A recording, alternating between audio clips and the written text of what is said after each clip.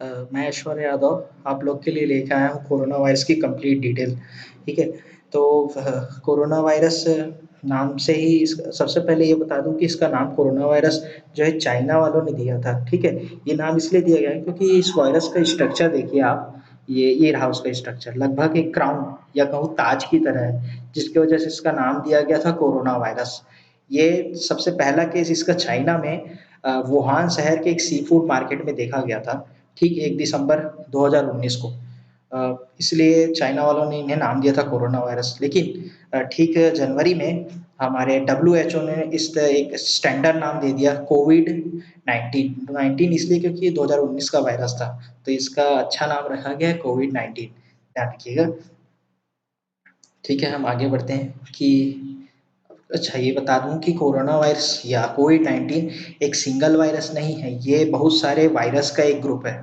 तो उसको ही corona virus कहा गया है। मतलब कोरोना वायरस का डेफिनेशन ही यही है कि मल्टीपल वायरस एक साथ कंबाइन हो, तो उसे हम कोरोना वायरस ही कहेंगे।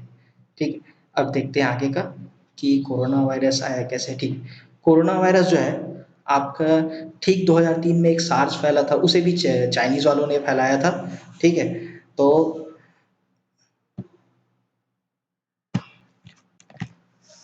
2003 में जो सार्स फैला था, सेम सार्स के वायरस कोरोना वायरस के वायरस से मेल खाते हैं, बट अंतर यह है कि कोरोना वायरस में मल्टीपल वायरस की संख्या ज़्यादा है, और वो खास बात यह है कि वो बहुत ज़्यादा डेंजरस है, और कोविड 19 बहुत तेज़ी से फैलती है। इसलिए ऐसा कहा जा रहा है कि सार्स और आपका कोविड 19 लगभग एक ही फैमिली या एक ही तरह के वायरस से बिलोंग करते हैं। लेकिन अ, आपका कोविड 19 जो कि बहुत ज़्यादा खतरनाक हो गया है। ठीक है। तो इससे अभी रिसर्च चल रहा है कि कैसे इसका वैक्सीन तैयार किया जाए। तो हम कह सकते हैं कि ये सार्स का लगभग मिलता जुलता भाई है। हाँ, देखते हैं ये कि कोविड 19 फैला कैसे।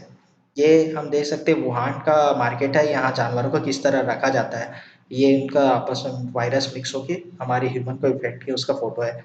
अच्छा मैं समझाता हूँ कि अब चीन के लोग बिलोंग करते हैं कि जानवर को कटते हुए देख के, सामने में काटते हुए देखते हैं तभी वो परचेस करते हैं, तभी उनको खाने में एनर्जी महसूस होती है।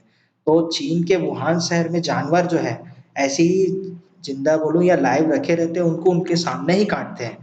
तो डब्ल्यूएचओ या मेडिकल साइंस ने दावा किया है कि चमगादड़ के वायरस और ये पेंगुइन पेंगुलम बोलते हैं, ये दोनों जानवर के वायरस आपस में मिक्स होके एक नया वायरस बनाया, जिसको हम कोविड 19 या कोरोना वायरस कहते हैं। ये होगा कि दोनों एक ही केज में रखा होगा, और दोनों के ब्लड आपस में मिक्स होंगे और किसी तरह ह्यूमन के कांटेक्ट में आ गए होंगे। हम जानते हैं चमगादड़ ही बहुत सारे वायरस का घर रहता है, लेकिन इसमें एक और जानवर का जो कि मिक्स हुआ है।